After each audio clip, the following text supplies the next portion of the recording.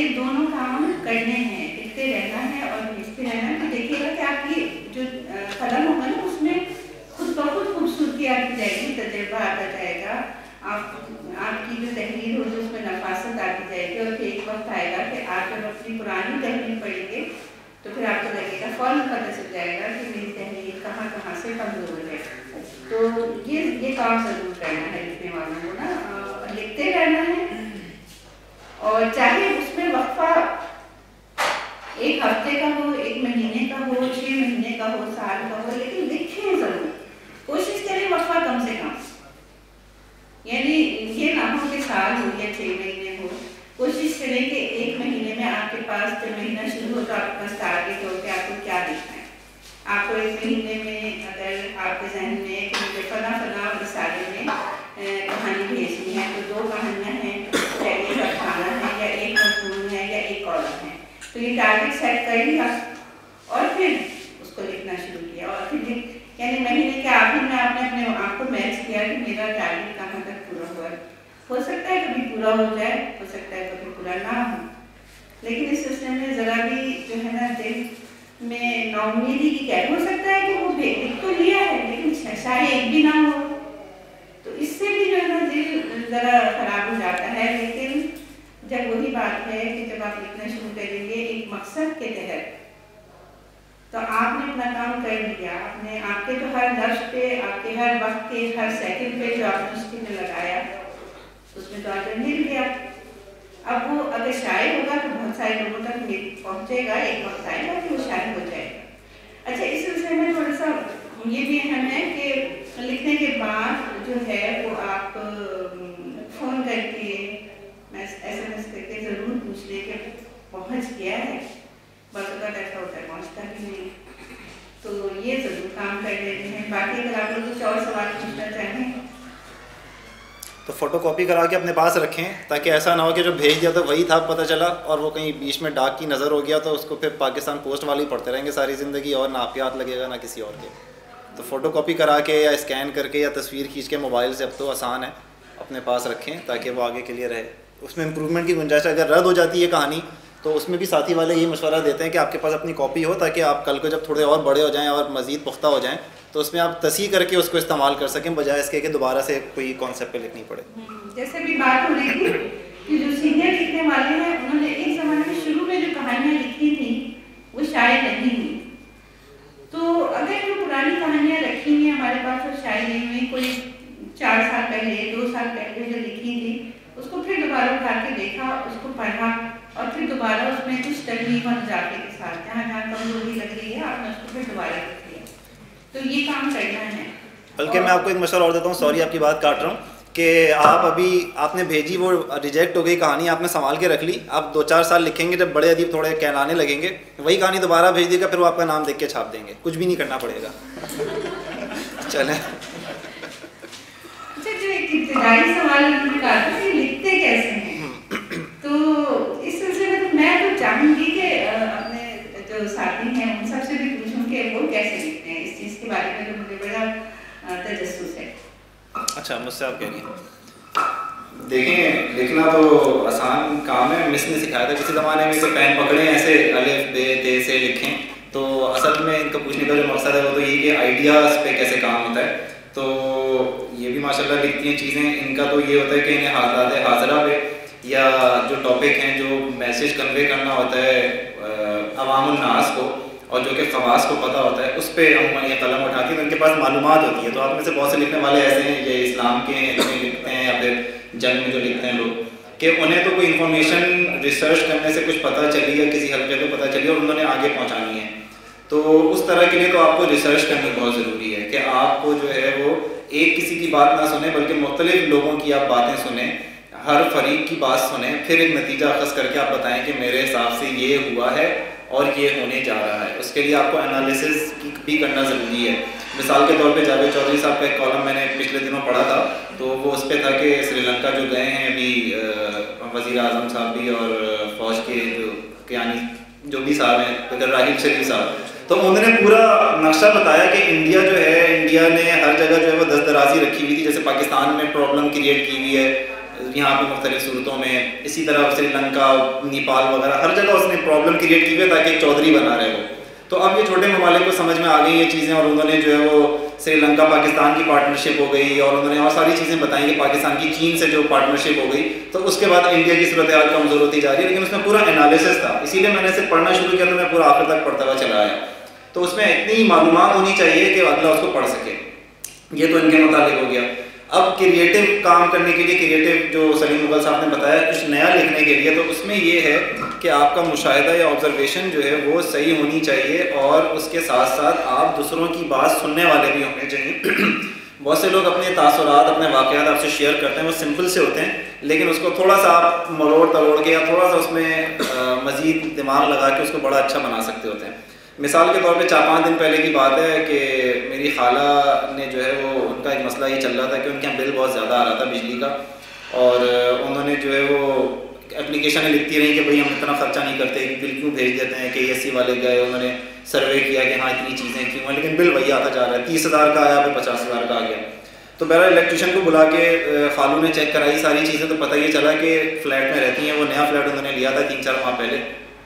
Use flat मतलब लिया था। तो मीटर से लेके जो तार आ रही थी उनके घर तक, उसके बीच में कुंडे पड़े हुए थे, और उन कुंडों की वजह से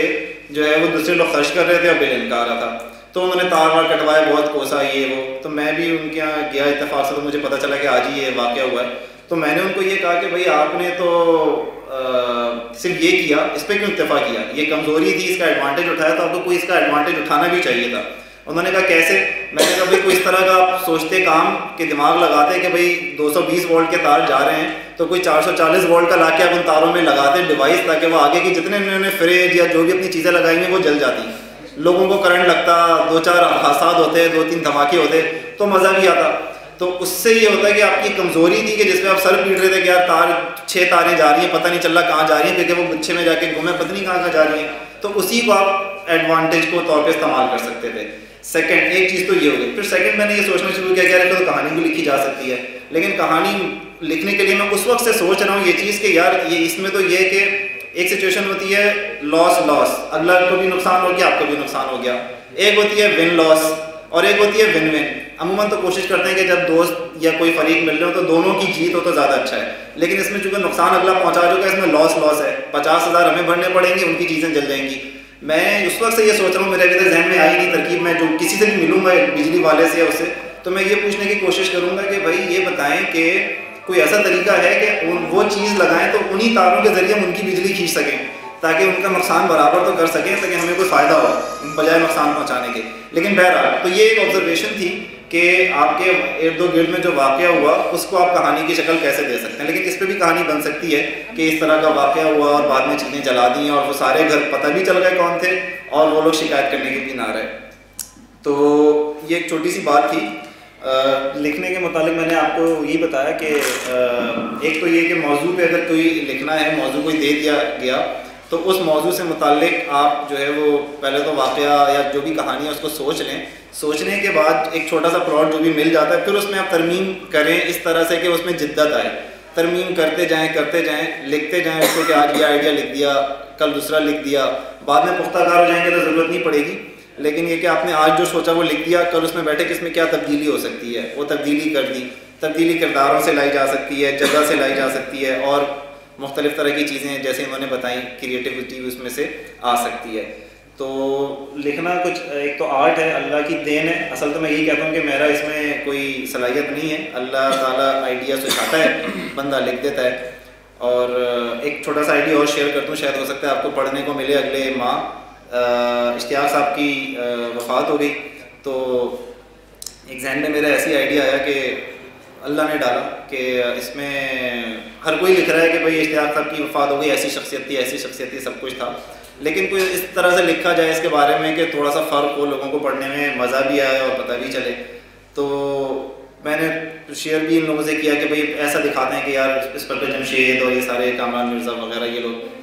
बैठे हैं, और ये लोग जो है वो उनके मुतालिक जो है वो इनके किसी उसका इंतकाल हो गया, किसी करीबी अजीज़ का या वालिद का या सदर मुमलिकत का या जिसका भी। तो उन्होंने बताया कि यार इस तरह का आइडिया तो एक आ चुका है और किसी ने लिखा है इस्लाम में। खैर मैंने कहा मेरा आइडिया पहले पूरा सुन लें। तो फिर उसके बाद तो उसके अंदर फिर मैंने रिफाइनमेंट थोड़ी सी जो की ना, सोचना जो शुरू किया, वो मैं प्रोसेस आपको बता रहा हूँ कि पहले मैंने सिर्फ ये सोचा कि ये होना चाहिए, फिर मैंने कहा कि यार इसके अंदर जो है वो मज़ा ऐसे नहीं आएगा, इसके अंदर कदम कदम पे आपको ना झटके देने पड़ने वाले को, सिर्फ बैठे में अफसोस कर रहे हैं तो कोई ऐसी बात नहीं है।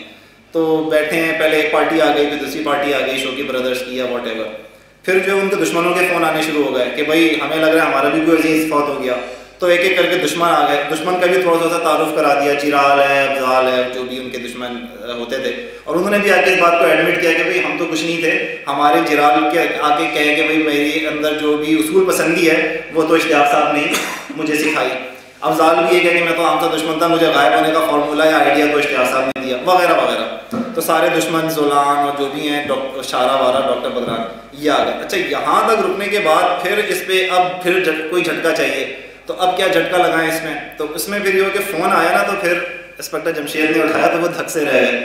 तो धक से वो क्यों रह गए कि उन्होंने कहा कि माजी से मुझे फ़ोन आया है, और फ़ोन आया है पाक एशिया सीक्रेट सर्विस के चीफ X2 से। अच्छा, इसकी क्या वजह, इश्तियाक साहब ने अपने उससे पहले जो आखिरी इनका शाया हुआ वो था इमरान सीरीज़ पे, ठीक है, मैंने पढ़ा, अच्छा था काफ़ी, तो इमरान की वापसी के नाम से, जो कि स्टॉल में उन्होंने दिया था, साइन भी उन्होंने मुझे करके दिया और बहुत से लोगों को दिया होगा करके, तो मैंने उसको भी इंकॉर्पोरेट करने के लिए सोचा कि क्या करें, तो फिर उसको जो है वो हम लाए, इमरान और एक दो सफदर, जूलिया वगैरह को, उन लोगों को भी लाया, और उन्होंने आके ये कहा कि हम लोग वैसे तो हमारा जो है वो दौर ख़त्म हो गया था, सीक्रेट सर्विस ख़त्म हो गई थी 1980 में या कब, लेकिन जाते जाते जो है वो हमारी भी इनसे मुलाकात हुई थी और इन्होंने हमें जो है वो एक केस दिया था और इस तरह से हुआ था, व्हाट्सएवर। तो ये प्रोसेस था। अब मैं लिखने बैठूंगा तो इसमें हो सकता है थोड़ा सा इसको मरोड़ तोड़ के कुछ और इसमें करके एलिमेंट डाल के, तो इस तरह इश्तियाक साहब का, उनके किरदारों का, उनके दुश्मनों का, उनके नहीं मतलब उनकी किरदारों में जो दुश्मन थे उनका जो है वो तारुफ एक कराया जाएगा। तो ये आइडिया अल्लाह की तरफ से है, मेहनत करके अपनी इंफॉर्मेशन को जमा करके फिर मैंने ख़ानदान के सारे बच्चों को इस काम पे लगा दिया कि यार तुम सारे जो पढ़ते रहते हो मुझसे नॉवेल ले लेके अब तुम बताओ कि इनके दुश्मन की क्या क्या खुसूसियात है, ताकि मैं कोई मिस ना कर दूँ, ताकि ये कि मैं कारी को जब बता रहा हूँ तो मेरी इन्फॉर्मेशन तो महदूद है, मुझे 4-5 के यार नाम याद होंगे, तो अब वो सब बच्चे जो है मुझे लिख लिख के भेज रहे हैं, मैसेज कर रहे हैं कि ये दुश्मन उसकी ये खुसूसियात, ये दुश्मन उसकी ये खुसूसियात, ताकि हम जब दे सकें कारी को तो उसके पास एक डेटाबेस आ जाए कि यार चलो 10 की या 15 की बात हुई है तो जामे और मुकम्मल बात है। तो अब मैं थोड़ा सा रियाफी से कहूँगा कि कुछ वो अपने तासुरात रखते हैं, फिर आप लोग को जो सवाल हैं वो लोग करें, ठीक है। बिस्मिल्लाहिर्रहमानिर्रहीम। वैसे तो हमारे भाई और साहिब होते मेरी कोई ज़रूरत नहीं थी, और दूसरी चीज़ ये कि आप लोगों में माशाल्लाह इतने सीनियर लिखने वाले बैठे हैं, तो फिर भी क्योंकि अच्छा दूसरी बात ये कि अगर सालनामे में आपने जो मेरा खाका जिन्होंने शाया किया था राजदान ने जो लिखा था उसमें एक जुमला था कि तहरीर लिखने में किसी ख़ास तरीके के पाबंद नहीं है, तो जब किसी खास तरीके का मैं पाबंदी नहीं हूँ, मेरा कोई खास तरीके नहीं, मतलब बड़ी मैंने एंजॉय किया इस जुमले को। बहरहाल सबसे पहली बात तो ये कि आपका जिसका जो रुझान हो ना, रुझान मुख्तलिफ लोगों की तभी खुसूसियात और तबीयतों का जो मिलान है वो मुख्तलिफ होता है। तो किसी का मिजाज की तरफ होता है, कोई मजमून की तरफ जाता है, कोई कहानी की तरफ जाता है, कोई अलमिया लिखना चाहता है, किसी में अफसानवी रंग होता है। सबसे पहले आप अपने मिजाज को देखें सिर्फ के एतबार से, और फिर उसमें नफ्से मजमून के एतबार से कि भाई नज़म लिखना चाहते हैं, मजमून लिखना चाहते हैं, फीचर है, दूसरी चीज़ें, फिर उसमें भी क्या है कि संजीदा है या मिजाज है, इसको आप जांचें सबसे पहले, क्योंकि बंदा उस तरफ ही कामयाब हो सकता है जिस तरफ उसका तभी रुझान हो, मिलान हो। दूसरी तरफ जाएगा ज़बरदस्ती करेगा, निकल कर आएगा, मतलब करेगा, एक बात। अच्छा दूसरी बात ये है कि अगर आप मिसाल के तौर पे कहानी या कोई भी तहरीर लिखते हैं तो एक तो ये है कि सीधा सीधा वाक़या उठा के उसको खूबसूरत अंदाज में पेश कर दिया जाए, जैसे लास्ट टाइम जिन्नात के हवाले से एक तहरीर मैंने लिखी, वो सीधा सीधा वो बिल्कुल एक हकीकी जो है उसमें नाम तक जो है हमने ओरिजिनल इस्तेमाल की, वो सीधा सीधा उठाया और उसको जो है फिर उसका हमने खास एंड करना होता है, तो एंड में हम थोड़े से 2-4 जुमले में डाल दिए, वरना वो उसी तरीके से चल रही है। दूसरा ये होता है कि आप किसी चीज को देखें, उसको ऑब्जर्व करें, उसको अपने रंग में कि इसमें क्या किया जा सकता है, फिर उसके बाद एक गौर खाना छपे, जो गमार और गौर खाने को हमने मिक्स किया, और फिर उसमें जो कुछ वो करती हैं, मतलब जिस तरीके से फसीबाई की भी बड़ी भाई टीवी में है वो भी हमें बताते हैं, हम खुद भी देखते हैं तो हमें अंदाजा हो जाता है कि तरीका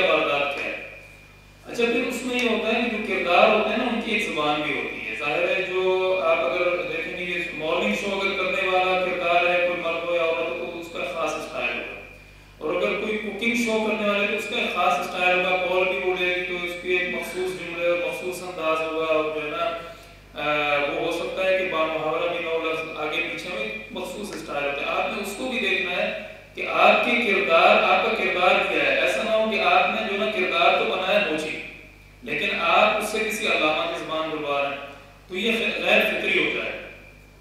तो ये चंद एक चीज़ें हैं, बाकी आप जो मखसूस सवाल आप करेंगे तो इंशाअल्लाह उस हवाले से हम जवाब देने की कोशिश करें। ठीक है जी, सवाल आप लोगों के कुछ हों तो आप बिस्मिल्लाह करें सवालों के। कोई सवाल हो, लेकिन उससे पहले मैं एक बात कहना चाहूँगी कि हमारे के पास तो वर्कर्स हैं कि बच्चों के साथ बहुत सारी इंफॉर्मेशन उनके पास आ जाती है, लेकिन अगर किसी के पास नहीं है, जो अक्सर के पास नहीं होती, तो उस सिलसिले में फिर यह है कि नेट का सहारा लिया जा सकता है और उसके ज़रिए जो है बहुत सारी मालूमात हो सकती है। या ये कि तारीखी किताब, अगर आपने कोई तारीखी कहानी लिखनी है, पिछले दिनों एक कहानी मैंने लिखी थी वापसी के नाम से ना, तो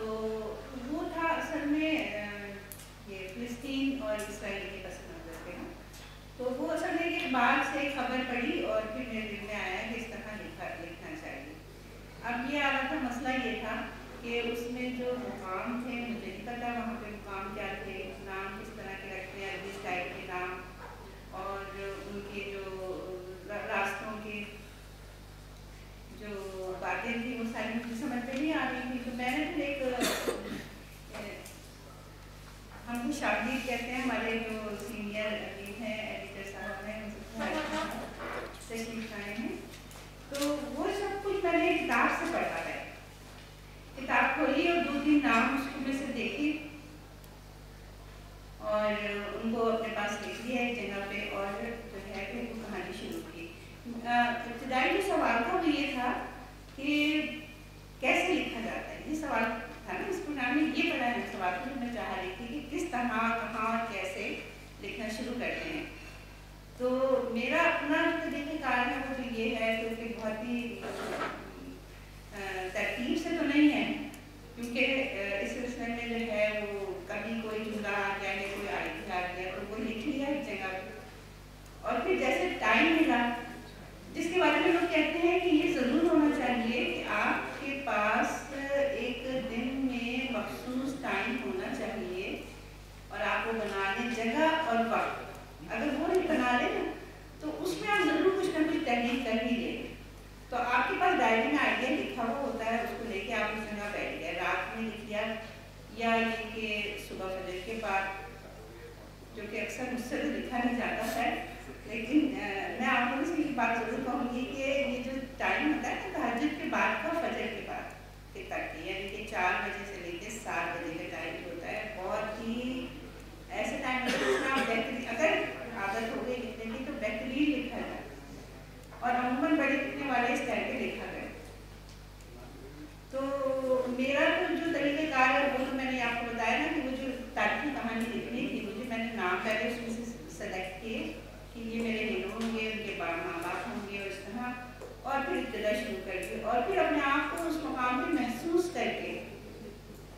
कि मैं अगर वहाँ हूँ तो किस तरह मुझे फील होगा, मुझे कैसे महसूस होगा, तो उस तरह फिर मैं लिखती चली जाती। यानी मुझे ज़्यादा कहानी लिखना मुश्किल नहीं लगता, कहानी और अफसाना, लेकिन कॉलम लिखना इसलिए मुश्किल लगता है कि उसके एक जुमले में जो है वो आपको देखना होता है कि वो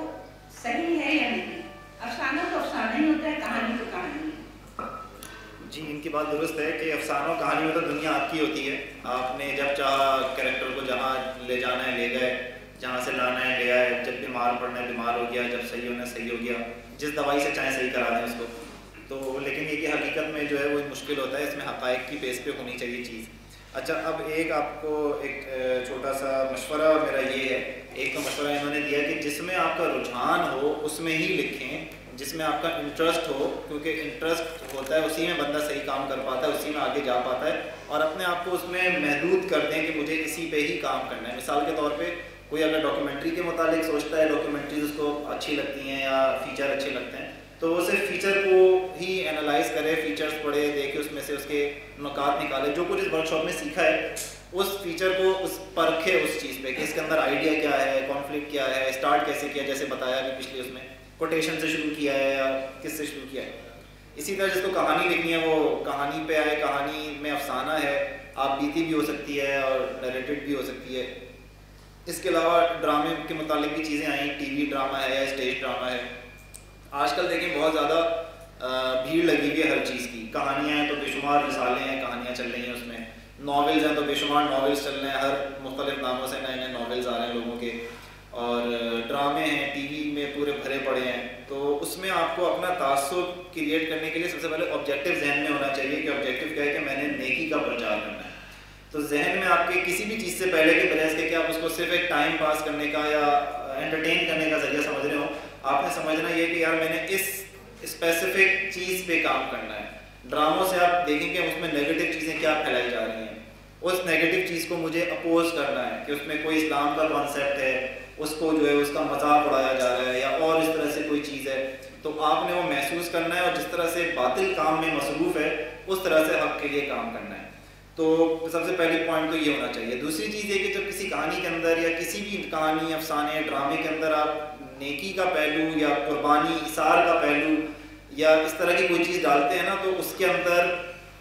जो है वो गहराई और उसके अंदर अट्रैक्शन खुद ही पैदा हो जाती है। पढ़ने वाला जो है वो खुद ही जज्बात उसके अंदर खुद ही पैदा हो जाते हैं। तो आप इस चीज़ को मद्देनज़र रखें। छोटी सी कहानी, 100 लफ्ज़ों की कहानी मेरा ख्याल है उसके नाम से आती है। अब तो मुख्तलिफ अखबारों में कोई 20 लफ्ज़ों की, कोई 50 लफ्ज़ों की चल रही है।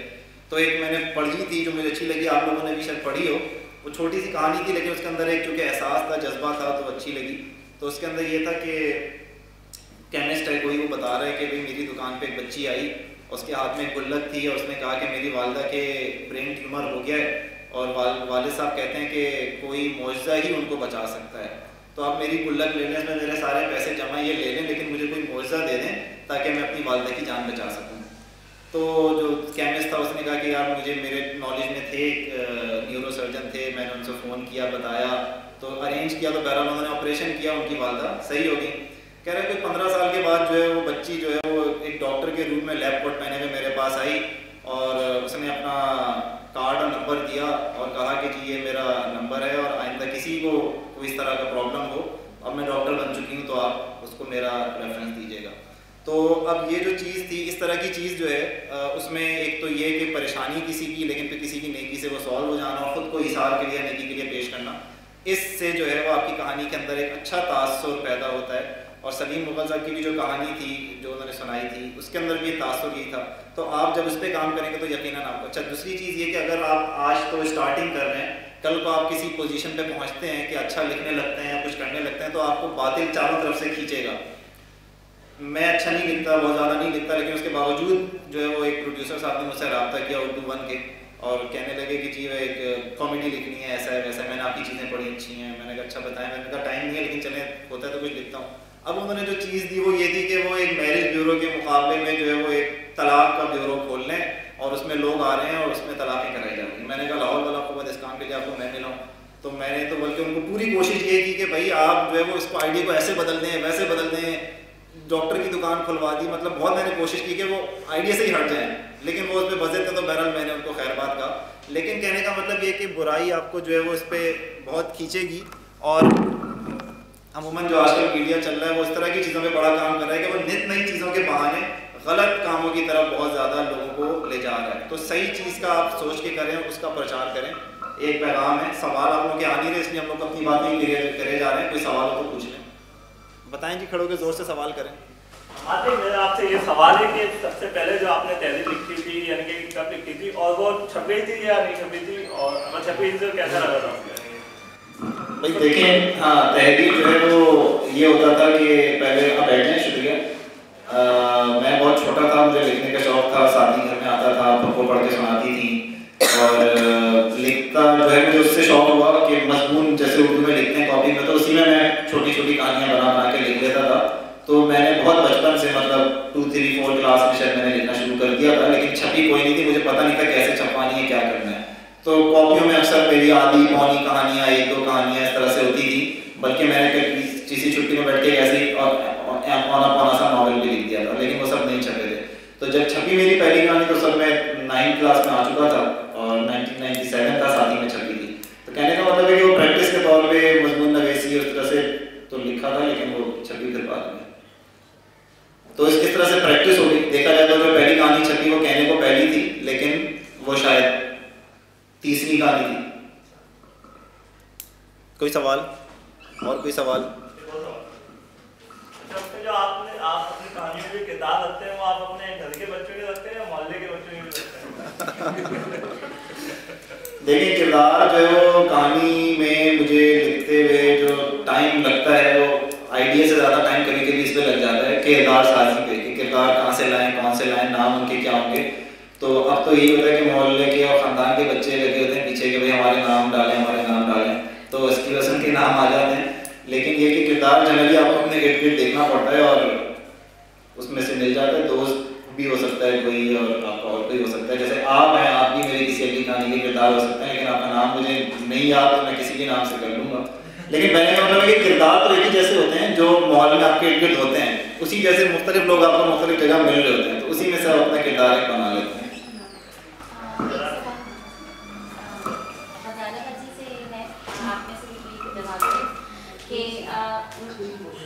मैं लिखती हूँ ना, मुख्तसर लिखती हूँ, मुझसे बहुत लंबा नहीं लिखा जाता। और अगर मैं तवील करने की कोशिश करूँ तो मुझे लगता है वो पूरा मस्त हो जाती है, वो बहुत ख़राब हो जाती है वो चीज़। अच्छा, मैं कल से यहाँ मुस्तकिल सुन रही हूँ, बार बार इस बात को दोहराया जा रहा है कि मुख्तसर लिखना अच्छी बात है। लेकिन अच्छा, मेरे इर्द गिर्द जो लोग हैं उनको मैं दिखाती हूँ तो वो भी कहते हैं हाँ इसमें अच्छी बात है कि मुख्तसर है। लेकिन जब मैं आम लोगों को देखती हूँ, आम लोगों से मिला, जैसे मेरे हस्बैंड हैं, वो कहते हैं ये कैसी कहानी तो शुरू होते ही ख़त्म हो गई। या मेरे घर में मेरी फुप्पी वो पढ़ती हैं तो कहती है तुम बड़ी लिखा करो ना ताकि ज़्यादा सफ़ों में कहानी आए। तो या कोई कहता है कि एक दो और डायलॉग्स होते या कुछ और भी होता। तो मैं आजकल ना इस मामले में बहुत कंफ्यूज हूँ कि मुझे क्या अपना स्टाइल कुछ तब्दील करना चाहिए या फिर मैं जमी रहूँ उसी पर। लेकिन ये जो मुख्तसर लिखने की जो तारीफ की गई, जी आप मेरा सवाल बिल्कुल इनके अपोजिट है कि मैं चाहती हूँ मुख्तसर हो जाए, लेकिन वो मुख्तसर नहीं देता, वो कहता ही चला जाता है, समझ में नहीं आता मैं उसे कैसे संभालूं। देखिए, इसका मामला ये है, मुख्तसर लिखना, मुख्तसर लिखना हर एक के लिहाज से ना मुख्तलिफ होता है। कभी कभार जो है बात अगर मुकम्मल हो गई है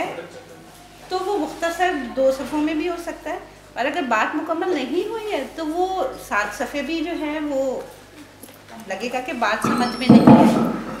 अच्छा, इसमें मामला ये होता है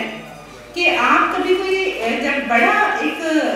वसी कैनवस में लिख रहे होते हैं ना, तो बात में बहुत ज़्यादा फैल जाती है और वो फिर तवील हो जाती है, और वो हो सकता है 8 सफ़े में, हो सकता है 15 सफ़े में, बाज़ लोग लिखते ही तवील हैं। लेकिन देखिए, मुख्तसर लिखना इसलिए मुश्किल होता है कि आपकी बात, आपकी जो सोच है, आपका नज़रिया है, उस मुख्तसर से आ गया है, लोगों की समझ में अगर आ गया है तो फिर ये ठीक है कि ये मुख्तसर है, लेकिन ये तो मुकम्मल है, ये बात होती है। अब मैं इसकी मिसाल दूँगी। पिछले दिनों मैंने एक अफसाना लिखा था डायरी, तो उस सिलसिले में फिर मेरे पास उर्दू लैंग्वेज वालों का फ़ोन आया और उन्होंने कहा कि ये आपका अफसाना जो है वो है तो बहुत अच्छा, लेकिन ये इतना मुख्तसर है कि हम ये सोच रहे हैं कि ये एक सफ़े में भी नहीं आ रहा, इसको हम बढ़ाने के लिए हम चाहते हैं कि एक पैराग्राफ आप हमें लिख कर दें या लिखे ज़बानी हमें फ़ोन पे लिखवा दें। तो ये चाह रहे थे कि एक सफ़े का हो, लेकिन वो ये कह रहे थे कि बात आप अगर कभी पढ़िएगा, शायद वो शायरी करें अगली दफ़ा में, तो वो बात जो है वो एक तरह का मैसेज जो है पढ़ने वाले तक पहुंच जाता है, लेकिन वो एक सफ़े में भी कभी कभार पहुंच जाता है। और कभी ऐसा भी होता है कि आप लिखते चले आ रहे हैं लेकिन आपकी बात मुकम्मल नहीं हो रही और जो पढ़ने वाला है उसको भी समझ में नहीं आ रहा, तो ज़रूरत होती है कि तवील लिखा जाए। तो लेकिन वही बात जो आपने पूरी वर्कशॉप में सुनी कि मुख्तसर लिखना जो है वो बहुत अच्छा है। देखिए, मेरा ख्याल में तो ये शायरी को जो कहा जाता है कि अदब आलिया है, तो वो मुख्तसर होती है, एक मिसरा होता है छोटा सा और वो बड़ा सा पैगाम होता है उसके अंदर। तो इसी तरह अफसाने में भी अगर वो मुख्तसर है, और आज के दौर में तो देखिए वक्त तो है नहीं किसी के पास बहुत ज़्यादा पढ़ने के, तो वो अगर मुख्तसर बात होती है और जल्दी से पढ़ी जाती है तो ज़्यादा लोग पढ़ते हैं, वरना शुआ और इस तरह की जो लंबी लंबी तहरीरें होती हैं वो कुछ लोग तो बहुत पढ़ रहे होते हैं शौक से, लेकिन अक्सरियत नहीं भी पढ़ रहे होते। तो ये मेरे ख्याल में ये कोई क्राइटेरिया नहीं है कि मुख्तसर या तवील, लेकिन आपकी बात अगर आप पढ़ने वाले को समझ में आ गई है तो ये फिर बेहतरीन है कि मुख्तसर है और बात समझ में आ गई। लेकिन अगर बात समझ में नहीं आई वो तवील भी बेकार ही होता है। और कोई सवाल कोई पूछना चाहे? जी, मुझे हमेशा ये होता है कि कभी कभार शायरी में भी जाने का दिल चाहता है, कभी कॉलम लिख लेते हैं और माशाल्लाह सब भी आता है, ये बात नहीं, लेकिन आप ये कहते हैं कि एक ही सिर्फ पर आप फोकस करें, तो वो मतलब मुमकिन नहीं होता ना। कभी कभी ऐसा होता है कि बहुत सारी चीज़ें हम लिख रहे होते हैं, कभी फीचर लिख लेते हैं, तो क्या ये ज़रूरी है कि एक ही चीज़ पर फोकस करें? मेरा तो मकसद ये है कि जो चीज़ आपको अच्छी लग रही है और दिल चाह रहा है उसको वही लिखें। अगर आपका दिल चाह रहा है मजमून लिखने का और आप अफसाना लिखने बैठेंगी तो वो इतना अच्छा नहीं लिखा जाएगा, तो लिहाजा जो दिल चाह रहा है वही लिखें। हाँ, ये होता है मौज़ूआत कि अपनी तहरीर को बार बार पढ़िए दोबारा, आपको खुद पता चल जाएगा कि आप कहानी ज़्यादा अच्छा लिखते हैं या अफसाना ज़्यादा अच्छा लिखते हैं या कॉलम ज़्यादा अच्छा लिखते हैं या मजमून ज़्यादा अच्छा लिखते हैं या शायरी ज़्यादा अच्छा। यानी खुद आदमी के अंदर जो बैठा हुआ होगा ना वो ज़रूर बता देता है उसको कि उसकी तहरीर कैसी है, किस काबिल है, किस ग्रेड की है। और फिर जब ये पता चल जाए ना बिल्कुल कि हमने कहानी हम ज़्यादा अच्छा लिख रहे हैं तो फिर उस पर ही फोकस करें फिर आप, और फिर कहानी ज़्यादा लिखें। लेकिन एक बात तय है कि जितना ज़्यादा लिखा जाएगा उतना ही अच्छा लिखा जाएगा, जितना कम लिखा जाएगा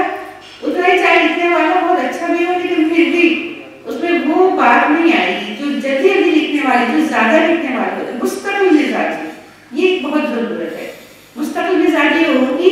तो आपकी तहरीर बहुत खूबसूरत से खूबसूरत होती चली जाएगी। अगर मुस्तकिल मिजाजी नहीं होगी तो क्या होगा, एक तहरीर लिखी वो अरसा गुजर गया ना, अब दोबारा तहरीर लिखी है तो उसमें वो बात नहीं आ रही है। बाज़ औक़ात आपको कहानी को संभालना मुश्किल हो जाता है ना, क्योंकि आपको वो तरीका नहीं आ रहा होता, बहुत दिन गुजर गए होते हैं। तो यहाँ से लिखते रहिए बस आप। मेरा तो मकसद ये है कि आप लोग लिखते रहिए। मैं लोगों से, लिखने वालों से ये बहुत कहती हूँ कि आप लोग इस चीज़ के इंतजार में ना रहें कि शायद बल्कि आप लिखते रहिए। दोनों की बातों का थोड़ा सा मैं ऐड करूँगा इनके उसमें। एक तो ये कि आपको अगर जो भी लिखने का दिल चाह रहा है वो आप ज़रूर लिखें। ये नए लोगों के लिए मैंने कहा था कि जो अभी अपनी स्ट्रीम तय कर रहे हैं वो हर डायरेक्शन में कोशिश ना करें कि इधर कोशिश की मज़ा नहीं आया, इधर कोशिश की उसमें भी नहीं हुआ, क्योंकि चार तरफ चलने के चक्कर में एक तरफ। लेकिन आप सीनियर हो गई हैं अब माशाल्लाह, तो आपको जिधर दिल चाह रहा है आप लिखें। सेकेंडली ये कि फिर दूसरों से ये ज़रूर पूछें कि आपकी लिखी हुई चीज़, आपने तो सब चीज़ें लिख दी, अगलों को क्या चीज़ पसंद आ रही है, अगलों को उसमें किस में फ़ायदा और मज़ा आ रहा है, तो फिर उसको आप फोकस करेंगे तो थोड़ा सा अच्छा रहेगा। लेकिन आप सब लिख सकती हैं। नंबर 1 आपकी बात में ये है कि आप पहले तो अपनी जो भी मुख्तसर तहरीरें हैं उनको आप किसी भी सीनियर को, इनको या किसी को भी, मुदीर साथी को या किसी को आप पढ़वा दें, क्योंकि सही है घर वालों को आपने पढ़वा दी, अच्छी बात है, लेकिन ये कि दूसरा पढ़ के भी आपको बता सकेगा कि ये मुकम्मल है या नहीं है। आजकल तो यही हो रहा है, जैसे मैंने भी सुनाई थी वो 100 लफ्ज़ों की कहानी थी, ऐसी 50 लफ्ज़ों की कहानी भी चल रही है, तो लोग तो इसी तरफ जा रहे हैं कि छोटा सा होता है कि लोग पढ़ें और ख़त्म करें, तो उस हिसाब से तो बहुत अच्छी है। लेकिन कभी कभी मौजू तकाजा कर रहा होता है कि इस पर और लिखा जाए, किसी अच्छे मौजू पे लिखा किसी ने, तो वो मौजू पे अगर उसकी गिरफ्त है तो वो अपनी, उसके पास और इन्फॉर्मेशन है, वो थोड़ा सा सोच के और चीज़ें डाल सकता है, तो उसको डाल देनी चाहिए। तो वो आप फैसला करेंगे टॉपिक टू टॉपिक बेसिस पे किसी सीनियर को पढ़ा के, या खुद भी आप बाद में पढ़ के फैसला कर सकती हैं। मुख्तसर लिख लें, मौजू के हिसाब से तवील भी कर सकते हैं। ये लॉन्ग और शॉर्ट, और तीसरी ये कि मुख्तलिफ असनाफ पे बात है। लेकिन जो मुख्तलिफ असनाफ पे लिख सकता है उसे तो लिखना चाहिए, कोई इसमें का बात नहीं है, बल्कि अच्छी बात है। अब जो मुख्तलिफ जगह तबाज़माई करता है ना, तो वो फिर ये देखता है कि ये जो मौजू है या जो आइडिया है, ये इस पे क्या चीज़ अच्छी लिखी जा सकती है। हो सकता है उस पर कहानी बहुत अच्छी लिखी जा सकती है तो कहानी लिखेगा, हो सकता है उस पर मजमून अच्छा, जो कोई दूसरा आइडिया है उस पर वो समझता है कि कहानी से ज़्यादा मजमून अच्छा लिखा जा सकता है, तो मजमून लिखेगा, और इसी तरीके से इसको बरतना चाहिए। अच्छा, दूसरी बात ये कि शॉर्ट जो लिखने के हवाले से बात आई, सोशल मीडिया का दौर है, आपने देखा होगा कि शॉर्ट चीज़ें न पढ़ने वाला भी पढ़ लेता है, और शॉर्ट स्क्रिप्ट वाली वीडियोस जो है, छोटी छोटी जो है लंबी वीडियोस भी सोशल मीडिया पे कोई नहीं देखता। मतलब अमूमन ये है कि रुझान ये होता जा रहा है कि छोटी चीज़ लोग पढ़ जाते हैं वरना गुजर जाते हैं। जो लंबी तहरीर को ज़ब्त में लाने वाली बात है, उसका एक तरीका ये हो सकता है कि आपने एक तहरीर सोची, एक आइडिया आपके जहन में आया, आपने देखा कि इसमें इतने इतने यूं मोड़ हैं, आप उसको ज़ेरी पॉइंट की शक्ल में लिख लें कि मेरे 10 पॉइंट्स हैं, 8 पॉइंट्स हैं, 5 पॉइंट्स हैं। फिर आपने सोचना है कि मैंने एक पॉइंट को कितनी मतलब कितना लिखना है, इसको इससे ज़्यादा नहीं लिखना। इस तरह अगर आपके 10 पॉइंट है, आपने सोचा कि मैं 10 लाइनें इसको दूंगी, एक पॉइंट को इससे ज्यादा नहीं दूंगी, कोशिश करूंगी कि इसको कंपोज्ड अंदाज में अपनी बात पूरी करूं इसमें। तो ये होगा कि आप आहिस्ता से जो है वो आपके गिरफ्त में आ जाएगी कि आपने सोचा कि ये 10 पॉइंट हैं और मैंने हर पॉइंट को इतना थोड़ा बहुत आगे पीछे हो सकता है, लेकिन आप जब कोशिश करेंगे तो आप देखेंगे कि आपकी गिरफ्त मजबूत हो जाएगी। और शॉर्ट लिखने में फिर एक बात है कि अगर बात पूरी हो रही है तो वो एक जुमला भी हो सकता है, एक्सप्रेशंस के साथ अपनी बात पूरी हो रही है तो एक जुमला भी हो सकता है। और कोई सवाल? अच्छा आपके एक बहुत अच्छा तरीका ये है अपनी तहरीर को समझने का और उसमें गलतियाँ निकालने का कि आप जब तहरीर मुकम्मल कर लें तो उसे ज़रूर अपने घर वालों जैसे किसी को भी पकड़ लें उसको सुनाएं। बहुत मुश्किल करता है, सब पकड़ में आते नहीं हैं, लेकिन आप कोशिश करें और उनको सामने बना के बिठा लें। अगर इन केस कोई भी पकड़ में ना आए तो आप अपने आप को पकड़ लें, अपने आप को सुनाएं। और अब जब आप जोर से पढ़ के अपने आप को सुनाएंगे तो उसकी बहुत सारी गलतियाँ आपकी समझ में आ जाएंगी। और एक चीज़ ऐसी भी है कि कभी ऐसा होता है कि हम कुछ लिख रहे होते हैं, थोड़ा सा लिखा और फिर किसी काम से उठ गया, खासकर पर ख़वातीन और लड़कियों के साथ ये मामला बहुत होता है कि थोड़ा सा लिखा और फिर किसी काम से उठ गया। तो जब दोबारा उस जगह पे बैठे और उस तहरीर को देखा तो फिर हम उसको दोबारा से पढ़ें और फिर देखें जितना भी लिखा हुआ है, चाहे आधा सफ़ा लिखा है, एक सफ़ा लिखा है, दोबारा से पढ़ें और फिर मुजतमा करके थोड़ी देर सोच के और फिर उसको दोबारा शुरू कर लें। और कोई किसी ने शायद ये भी कहा था कि जितना ज़्यादा तहरीर को अपने जहन में पकाया जाता है, यानी हम ख़वातीन लिहाजा ये वाला लफ्ज़ इस्तेमाल कर रहे हैं, तो पुख्ता किया जाता है। यानी जब हम किसी चीज़ के बारे में लिखने का सोचें तो अपने दिल और दिमाग में उसके बारे में सोचते हैं। हम अपने कामों में मसरूफ़ रहें लेकिन हम उसके बारे में सोचते रहें और कहीं कोई ऐसा पॉइंट है जो हमारे जहन में आए जो कि बहुत अच्छा लगे तो उसे अपनी किताब में जल्दी से तहरीर कर लेना। याददाश्त वाली किताब एक अलग बना ली, याददाश्त वाली किताब, उसमें आइडियाज़ हों, जुमले हों, कुछ ऐसी बातें जो कि फिक्शन ख्याली बातें होती हैं वो अगर हों तो वो लिख लें, तो फिर वो बाद में बड़ी काम आती है। आप तहरीर करेंगे, आप उसको खोल के देखिए। और अशआर की एक अलग किताब बनाएं, उसमें अशआर लिखें। अच्छा, जिस तरह